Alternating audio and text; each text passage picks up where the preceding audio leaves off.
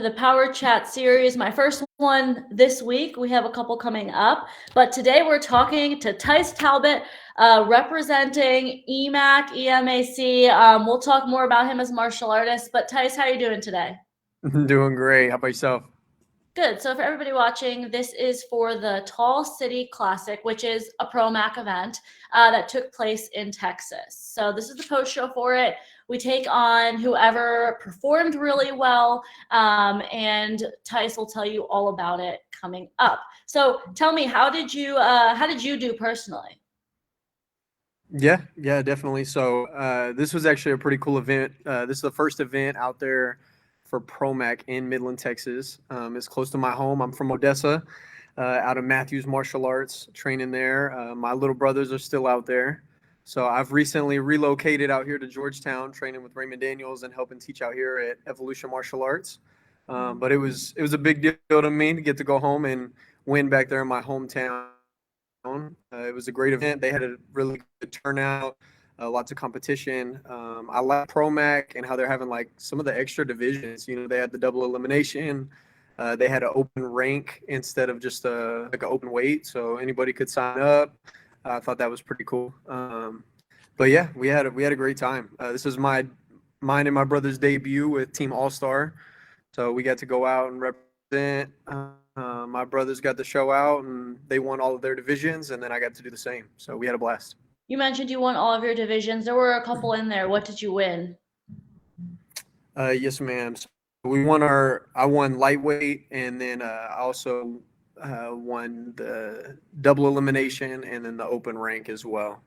Okay, now So tell me a little open bit rank, more open about the weight. competition. Of course, this is the first one in this region for ProMac, but generally they have a good turnout. From your perspective, what did it look like? Yeah.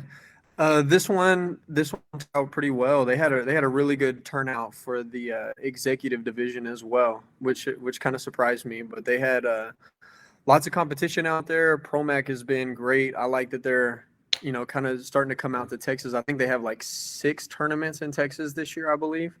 So the last couple years they've been growing out here, and it's becoming a bigger league out here in Texas. And Texas has lots of great fighters. I'm friends with lots of the guys out here, and they're all over Texas. So some of my good friends from Team Gypsy are out here in the Austin area. And I've got some friends down in Laredo and Brownsville and all over the place, especially my team back home in Odessa. So shout out to all my guys back there, all my training partners, because I definitely love to go out there. I actually got to compete at the tournament, and then we got to go back and get some rounds in and get some training in after the tournament out there as well. So we had a blast.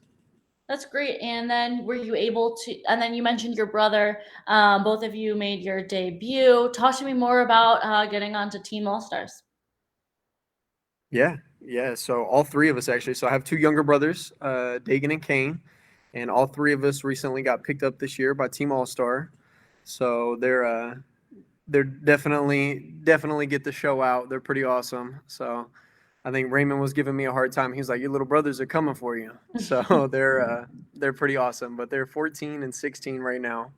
So give them a few more years, and they'll be hanging out. Hopefully, I can get to fight teams with them. But we've been training with Raymond for a while. I was getting to go out to California, and I was training with Mike Pombero for a little bit and with Jack, and then they introduced me to Raymond. And then once Raymond moved to Texas, I've been getting to train with him more consistently. So I was out here a lot more. And then recently he offered me a position out here teaching for him and with blessing. Okay. Now, I just want to make sure you're still there. I think you're gonna come back You in got just it a on me. second. I don't know if you're talking. Okay, no, I can see you now. I can hear you. Okay. Okay. No, no, no, Sorry it's about okay. that. But no, I heard 99% of what you said. You just started to cut out when you mentioned that you were offered a job for Raymond Daniels. Now, what are you kind of teaching? What's your workload versus training schedule? It works out well that you're at a karate school for your job, but tell me more about your training. Yeah, of course. So we train pretty much every day. We're out here obviously getting to teach classes and help out and getting a new a new facility out here started, getting it up and running, and getting to work with the kids. It's what I love to do. I wouldn't even if I won the lottery, I'd still be teaching martial arts. So we're having a blast out here and getting to train we train pretty much every day together. So Mhm. obviously, before tournaments, we're picking it up, definitely making sure that we're training more, getting ready for compete. We're going to be heading out to California here in a couple weeks. Mhm. Um, and so the workload's picking up. Okay. Now, Raymond Daniels is a household name, particularly in sport karate. Um, Tell me more about what it's like to work and train with him.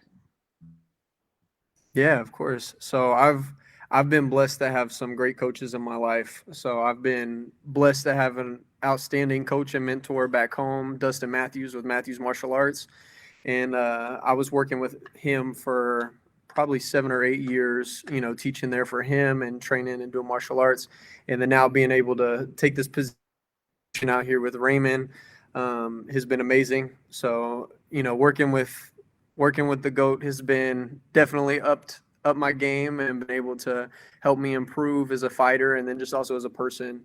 Both of my coaches have been not just coaches in martial arts, but just coaches in life. Um, there's a lot more than just martial arts out there. I think God is good and He has blessed me with some great opportunities. But there's a lot bigger things to me than just winning tournaments. I get to pour back into kids every day, and there's a lot of kids that don't always have the best home life or don't always have, um, they don't always. It's not always easy. So being able to bless these kids and be able to kind of give back and show them some love is what I like to do. Okay. And I mean, you mentioned that you have been teaching for some time now, but how did you get into martial arts yourself? So I told you I have two younger brothers. So my dad was wanting to put my little brothers in martial arts, and as an older brother, I couldn't let them beat me up. So I was like, I'll Okay. try it. All right. So they tried a couple classes and they were having a blast, and I was like, well, I'll check it out, and I fell in love with it. So I was playing basketball and football before, and I wasn't very good at either one and didn't really enjoy it that much, but it was just something to do. And I fell in love with martial arts, and I've been doing it ever since. And what's your style and rank degree? Yeah, so I'm a fourth degree black belt in Kajukenbo.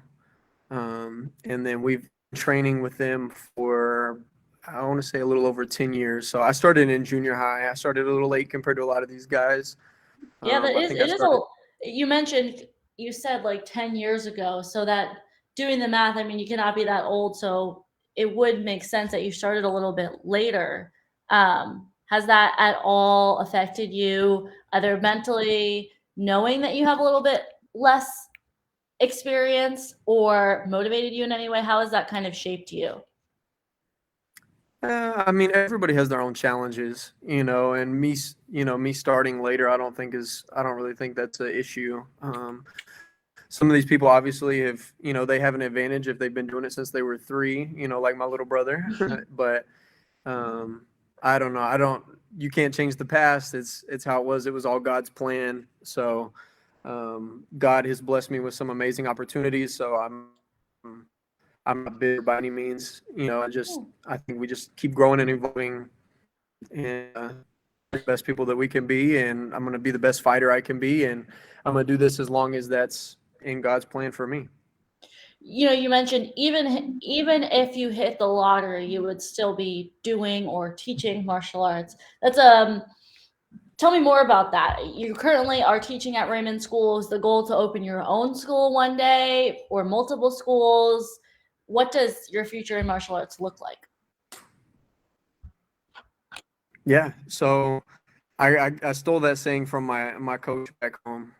He always says that. He always says if I won the lottery, he's like, this is what I love to do. He's like, I'd probably just have a bigger dojo. So, um, yeah, I definitely stole that from him. But yeah, no, I love what I do. This has been a blessing. Get to come out here and get to kind of like help see a dojo from the ground up and really Mm. get to build it. Um, So, he had only been open for maybe like a month, maybe 2 months before I moved out here. Oh, wow. So it's like a really new location. So it's been a blessing to get to see that business um, kind of grow, from the ground up and get to do that. So one day I'd like to own my own dojo and things like that. But I think I want to really get to compete and things like that for a while before I get tied down to a school where it just makes life more difficult. If you're wanting to travel and compete and you're trying to run a business at the same time. For sure, especially oftentimes owners of karate schools are also teaching, of course, their own classes, and it's a lot on your plate. I remember having an interview with Jeff Doss, and he was like, I had to step back from competition because I had to prioritize my students, and it's just like a balancing game. So it's a really good point. Now you mentioned you wanted to continue competing in that endeavor. This is a Pro Mac event, but you're going to compete obviously in NASCAR tournament. What are some of your goals in the competition sphere? I definitely I mean, if we're heading to compete, so I know I'm gonna have some teammates out there, so we'll be looking to take sweep teams, obviously. Um, I want to be on stage fighting, winning the open weight. So that's obviously the biggest goal for compete. But we're gonna be at a lot of the events this year. So I think right now I'm looking at going to compete. We'll be at Battle of Atlanta and Diamonds, U.S. Open. Most of the bigger ones for sure. Um, and then obviously, out here in Texas, I fight in TKO a lot, which is the Texas Karate Organization. And then now the Pro Max out here in Texas. So we hit a lot of those as well. So yeah, we're looking forward to this year. I mean, this was a good starter tournament. Get out there and get to show everybody what I can do a little bit, and then keep pushing for the next one.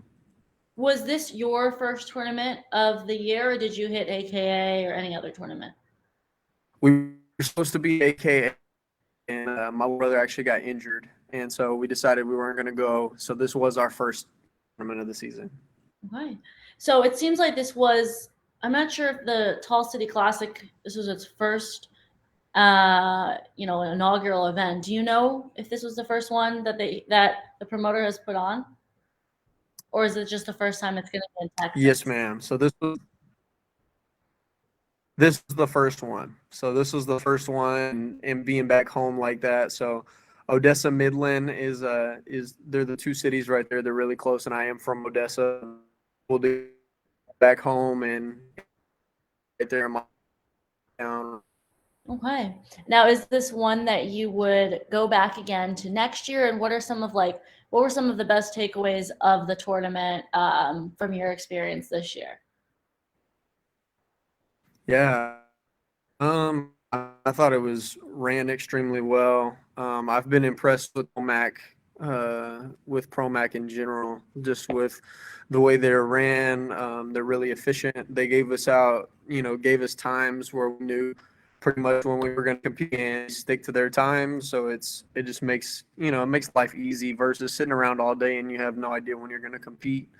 So I was definitely impressed, and I mean it was a great event. They had a good turnout, a lot more than I anticipated to be out there because Midland, Texas is very west. There's nothing around there for anybody to get there. They were driving 5-6 hours at least, So I was impressed with the turnout they had. I thought it was a great event. Yeah, we'll definitely be going back.